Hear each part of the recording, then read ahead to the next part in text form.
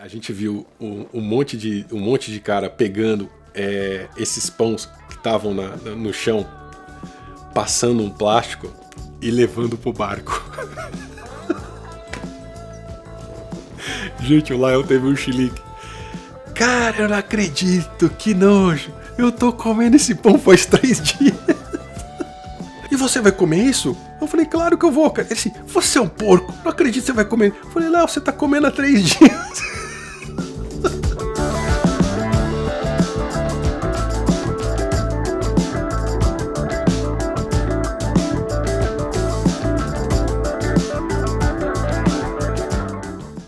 Esses passeios com o Lael eram impagáveis, cara, impagáveis. Assim, tem muita história desse tipo pra contar dele. Então, essa figura bem-humorada, essa figura que é preocupada com as pessoas. Então, quando ele estava no ambiente, assim, seja numa viagem, num jantar ou em alguma coisa, nos eventos vocês viam, mas estou falando na vida, assim.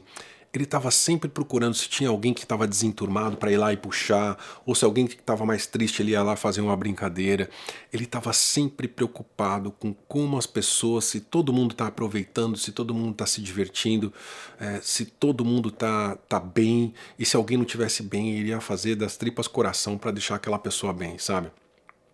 Então, assim, esse era o Lael. E do lado do pessoal, do amigo, assim, você falando no telefone, no dia a dia, saindo pra tomar um café, como é que é? Aí ele me chamava, Claudinha, minha filha, você tá aí? Vamos tomar um café. Aí do café, vamos comer uma comidinha japonesa. Aí a gente adorava uma comida japonesa. Tinha dia que a gente colocava tanta comida que nem a gente aguentava comer.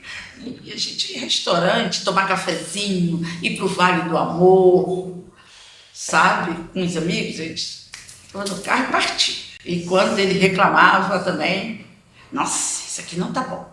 Nossa, isso aqui não tá. Eu falei, que isso? Tá bom. Não, não tá. Aí nós comia. Até que esse negócio é gostosinho. Nossa, era muito bom. Como amigo, ele era um irmão para mim. Um irmão. Um irmão mesmo. A gente tinha contato direto. Assim, esse era o Lael, uma pessoa única, única mesmo. E que a gente precisa de mais Laéis na Terra. Precisamos mesmo. Eu faço até uma meia-culpa, eu preciso ser mais Lael, sabe? Eu preciso aprender um pouco com ele. Claro, como a gente sempre conversou, né? O balanço, para não passar pelas coisas que ele passou. E me espelhar um pouco nele, em algumas coisas, né? E é o que eu tento fazer. Nesse exemplo que eu tive e tenho dentro do meu coração, né? Que é do Lael. Então tem essa parte dele que no dia a dia era muito engraçada. Mas falando sério, você vê assim, é fake. Mas você chega, parece que o cara ele bota, todos os vídeos dele tem filtro, aí tá sempre com a pele limpa, lisa. Ele não para, né? Mas aí depois, quando você vê ele pessoalmente, ele é cheio de marca no rosto, ele tem muitas pintas. Ele deve ter umas 50 pintas só de um lado. Sou eu que é TikTok, não coloco filtro. Viu? O Johnny, que entende de tecnologia, falou que ele coloca Se fudeu. O meu não, ele que edita, ele coloca filtro nenhum, se fudeu. O meu é limpo, meus vídeos. Sou eu. Dá pra ver que você é feio no vídeo, é tranquilo. É iluminação. É verdade, cara. Coloca uma luz, coloca seu flash na cara dele pra ver se não muda. Não, porque aí, pô, fica difícil, que a pessoa vê a realidade. É melhor não. As marcas do tempo. Acho que você não quer elogiar. Então, ele participava de um grupo aqui que é o Comando da Paz, que de vez em quando eu cobria também as ações sociais que esse Comando da Paz fazia. Então era de resgate social mesmo, com crianças. Ele tinha também um espaço que eu não estou me recordando o nome, que era de dança. Então ele quase sempre com crianças e jovens, né? Então eu cobria muito essa parte, assim, que era a minha editoria, né, dentro da TV. Mas os espetáculos de dança dele, de teatro, eram sempre sucesso aqui em Petrópolis. Todo mundo conhecia o Lael. Agora, tudo que aconteceu na nossa vida, que a gente descobriu, né? Todas as sabotagens, tudo que aconteceu, o Lael teve uma vida extremamente sofrida, né? muito sofrida. Quem sou eu aqui para contar algumas coisas da vida dele? Mas posso mencionar algumas coisas que ele sempre comentava comigo, né? Ele nasceu numa família humilde, né? E ele trabalhou desde muito cedo, né? Ele sempre falou assim que os pais dele eram muito rígidos com ele. Aí eu precisar da coisa, eu fui pra igreja evangélica. Entrei na igreja evangélica, aconteceu uns efeitos físicos, apareceu um negócio aceso, desceu na minha frente, aí eu, aleluia, ele foi batizado pelo Espírito Santo. A história é maior, mas eu tô pulando. No bom sentido. E aí, eu falei, nossa, que bom, o Espírito Santo me batizou, tô salvo, não vou ver mais nada, não vou sentir mais nada. Só que atrás do pastor e na igreja passava um monte de entidade, pra lá e pra cá. E falava comigo, manda recado pra fulano. Eu falei assim, não tô ouvindo, isso é do diabo. Ai, em nome de Jesus. Ele apanhava desde cedo, apanhava porque muitas vezes não trabalhava direito, desde os 5, 6 anos de idade. Apanhava porque, pela questão da mediunidade dele, ele falava algumas coisas e falava, para com esse moleque, coisa de criança, tá se metendo em conversa de adulto e tudo mais. Ele contava isso em evento, né? Quem estava no evento já sabe disso. Então ele era abduzido e era largado sem roupa fora de casa, com o portão trancado, e a mãe dele não entendia como é que ele estava fora de casa com o portão trancado, entendeu? Então, moleque, tá aprontando e não sei o quê. Então ele sofreu muito nesse sentido, né?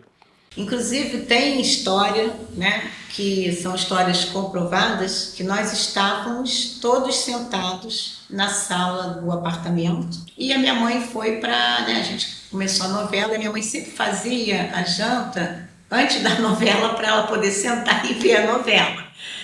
E aí ela estava fazendo a janta, nisso deu um apagão. Todo mundo assim, eu digo apagão porque o que acontece? Quando a gente voltou, assim, acho que a gente acordou, a gente falou assim, acabou a novela? A gente não jantou, mãe? Eu era levado por uma raça específica e que começou a cuidar de mim durante um período, né? As primeiras pessoas que vieram ao meu alcance, vieram me levar, eram pessoas muito humanas. Era uma mulher e um homem. Essa mulher, ela tinha uma força magnética muito grande e sempre que ela aparecia na minha casa, antes apareciam esferas, que hoje eu chamo de ofãs, por isso que eu acabo usando o nome ofanim. Eram ofãs, eram esferas de luz e de alguma forma aquilo conseguia se acoplar ao meu corpo, mesmo criança, eu sentia um prazer imenso de estar ali dentro, de brincar. Eu mesmo vendo meu irmão dormir no mesmo lugar que eu conseguia sair do lugar, toda a minha família estava ali dentro de casa e não conseguia perceber essa entrada e saída. Esses seres, eles tinham a capacidade quase que hipnotizar toda a família. Eu não posso dizer quanto tempo ocorreu isso, né? Mas eu posso dizer que passou a novela toda e a gente não tinha jantado, só que o meu irmão sabia de tudo. O Lael sabia de tudo que tinha acontecido ali. E a gente não. A gente foi como a gente tivesse realmente apagado, né? A gente continuou sentado, todo mundo sentado, a comida toda na panela, a novela passou toda, já estava dando algum programa que eu não lembro, né? E só o Lael acordado. Só ela sabia tudo que estava acontecendo. A gente aí na estrada, né? E falando, dirigindo, cansado e tal.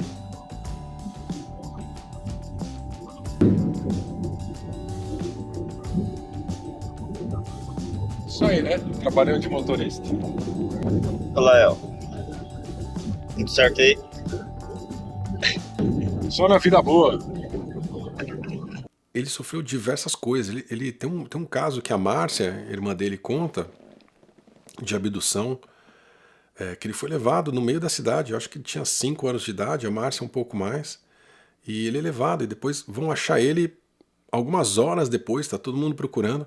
E foi levado por um homem e tudo mais, bem vestido. E depois a gente vem descobrir, depois que a gente tá junto, cara, a gente vem descobrir que esse cara era o cara da sala. Era o homem, não tem um casal que cuida da gente na sala oval, do Jumpers? Era o cara da sala que levou ele. Ele só se ligou depois, quando a gente estava junto e acessou essa informação. Né? E tem diversas histórias de abdução dele, de coisas que aconteceram quando ele era mais jovem. Ele chegou a ficar um tempo sem andar. As pernas dele pararam de funcionar, ninguém sabia o que era. Os médicos não sabiam o que era, a família não sabia o que era. Ficou meses assim. A própria história da gestação dele, né? Ele tem um irmão gêmeo, que nasceu do mesmo útero, não gêmeo idêntico, mas do mesmo útero. E ele nasce de 9 meses e o irmão de 7. Como é que isso é possível? Começa a primeira bizarrice na história dele, né? Então tem diversas histórias que ele contava, que a família conta, que as pessoas contam, né? E ele cresceu num meio que ele tinha tudo para dar errado, sabe? Tudo mesmo, em todo sentido. E ele persistiu. Então eu fui para a área social também, fiz serviço social, embora não seja assistente social, porque no final das contas, lá pelo 7º período, já abandonei. Falei, não quero fazer isso, porque eu já tudo que eu estava fazendo na faculdade, eu já fazia do lado do Lael. Escrever projeto social, ter projetos sociais. Aqui nessa casa a gente colocou um projeto social aqui, né? A gente trabalhou junto aqui com oficina de contação de história, foi onde eu conheci a Aline também, a Cláudia, o projeto das Marias Vitoriosas e outros tantos que a gente realizou aqui nessa casa. Então, estar aqui na casa Cláudio de Souza, hoje, depois de tanto tempo, quase 6 anos que eu não entrava aqui, trouxe muitas lembranças também. Ele foi estudar, ele achou na cultura, ele achou na arte, ele achou na dança, na música, no teatro, a salvação dele, né? E ele tem a felicidade de ter um contato com o guardião da rede que trabalha com a gente até hoje, né? Que ainda não posso falar o nome, mas que aparece para ele, quando ele era adolescente, aparece para ele como o Pai Benedito. Durante todo esse processo, antes nós tivemos muitas conversas, encontros com a agência, encontros com a nossa estrutura, que um amigo nosso, que está até no livro SOS, que a gente deu um pseudônimo para ele, para não revelar. Leon. O Leon, para que não vire religião e adoração a uma entidade. Mas o nome dele não é esse, mas ele nos levou para reuniões para permitir algumas partes que fossem realmente abertas. E olha que foi muito difícil. Leon e os federados que estão a favor da humanidade começaram a desenvolver um programa desde o século XVIII, estabelecendo um projeto em que pudessem se comunicar com os humanos sem criar alardes, nem dar possibilidades para que eles fossem adorados como deuses, pois sabiam que isso poderia ser a maior armadilha, como aconteceu no passado da humanidade, e acabar com o programa. Então, começaram a chegar nesta orbe os parceiros das dimensões mais próximas do planeta, e que estabeleceriam os primeiros contatos e parcerias com as lojas e escolas iniciáticas. Em paralelo, buscavam nos templos e nas colônias espirituais, acopladas em vários lugares da dimensão terrena, onde puderam encontrar apoio de irmãos de suas redes, que já haviam chegado nessa localidade, desde a ancoragem da energia crística neste planeta. Esses irmãos mais velhos eram reconhecidos como espíritos de luz e mestres ascensionados. Parece como o Pai Benedito. E o Pai Benedito fala para ele, inclusive, para ele ser chamado de Lael, porque ele não nasceu Lael, né? O nome dele de batismo é Romualdo. E a partir de então, o Pai Benedito fala para ele ser chamado de Lael, ele adota esse nome e a partir de então ele passa a ser chamado de Lael, que é chamado de Lael pelos amigos, até por boa parte da família até hoje, chamam ele de Lael, né?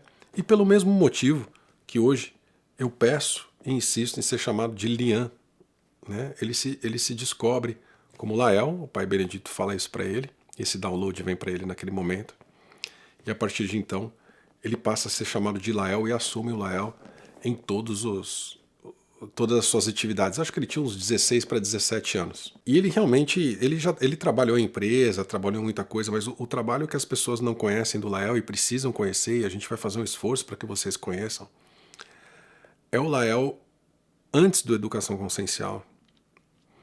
É o Lael que desde sempre ajuda as pessoas através da cultura, através da música, através da dança, através da arte, através de projetos sociais, né? O Lael foi líder de projetos sociais diversos, marcou a cidade de Petrópolis para sempre.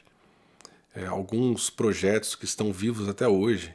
Então eu lembro que aqui na Casa Cláudio de Souza nós fizemos uma leitura dramática que foi o nosso primeiro trabalho juntos, ele em cena comigo. Porque quando eu o conheci, naquela produção na época, eu estava desesperado, porque eu não sou de Petrópolis, estava vindo trabalhar com pessoas que não eram profissionais, e a gente já tinha uma data marcada para um espetáculo no Teatro Municipal daqui, e eu só tinha o esforço de conseguir levantar o trabalho técnico.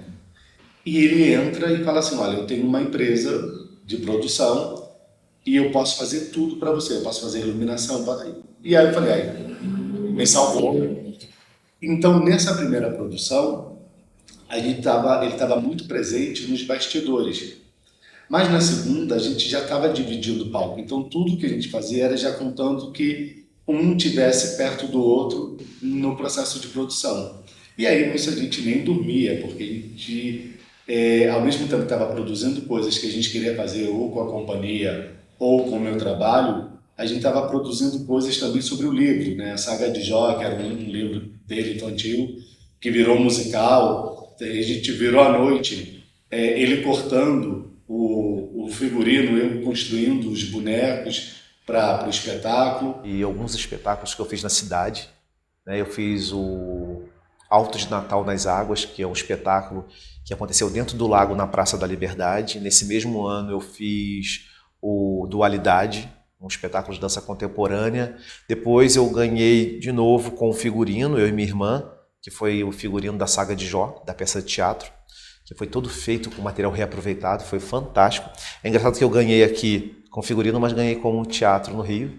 Ganhei o Rio Sociocultural também, pelas ações que eu fazia. Eu lembro que tudo que a gente produzia, a primeira coisa que ele falava era assim, vamos chamar o pessoal da ONG, vamos chamar as meninas das Vitoriosas para fazer o figurino, vamos pegar... Ele sempre estava preocupado em que a gente colocasse pessoas que precisavam de auxílio para trabalhar com a gente. E então o Léo nunca foi de vamos dar dinheiro para as pessoas, não, era sempre assim, vamos fazer com que essas pessoas descubram que elas têm um potencial e elas podem viver disso e elas vão ser reconhecidas. Ele ajudou no projeto de mulheres vencedoras do câncer, né?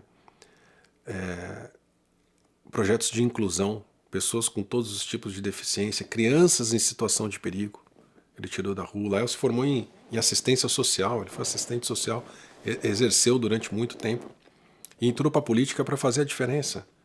Uma pessoa que não tem um escândalo de corrupção, que não tem nada envolvido, que nunca se envolveu em nada, pelo contrário, ele só tem boas obras por onde ele passou. Na cidade de Paraíba do Sul, do Rio de Janeiro, na cidade de Petrópolis, no Rio de Janeiro. No próprio Rio de Janeiro, ele fez trabalho para a Firjan, por exemplo, entre outros. O Léo tem um nome na cultura do Rio de Janeiro, por que não na cultura nacional? Escreveu livros infantos juvenis. As pessoas não conhecem esse lado do Léo.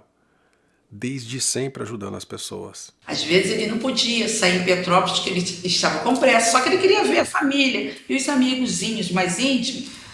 E ele, Claudinho, ó, tô aqui, ó, partia para casa da irmã dele lá e a gente ficava rindo, comia, lanchava, porque ele tinha que arrumar mala para viajar, ele tinha que viajar no outro dia, e ele não podia sair, entendeu? E as pessoas não compreendiam. Às vezes devia achar assim, ele tá metido. Não, ele não era metido.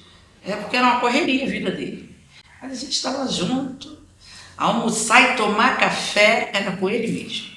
Almoçar em restaurante e tomar um cafezinho, o lanchinho da tarde, era com ele. Não. Então vamos tomar na padaria onde você quiser, né, André? Eu vou na padaria, pode ir aqui. Pode o café aqui, normalmente o café aqui é bom, tem omelete, tem, enfim, o básico tem.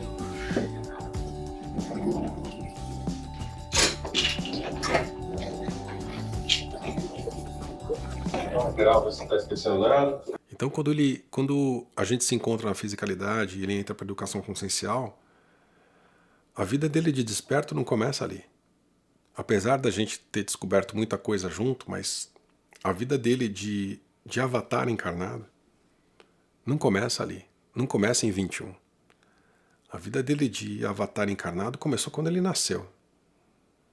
Ele sempre teve essa missão e ele sempre exerceu essa missão, onde quer que ele estivesse. E a vida fez de tudo, a vida, vocês sabem quem, fez de tudo para tirar ele do caminho, de tudo. como fez comigo também, mas estamos falando dele. Todo mundo lá no apartamento e brincando, a gente estava brincando. Acredito que a minha mãe vendo televisão, meu pai já deitado no quarto. Do nada, foi um barulho muito grande e passou. A gente falou, tinha que ser um disco voador. Ele passou bem baixinho. Aí a minha mãe falou, isso não foi avião nem helicóptero. De vez em quando nós precisamos educar. E o educar nem sempre é fácil. Nem sempre é tranquilo. Nem sempre é algo leve. Muitas vezes é pesado.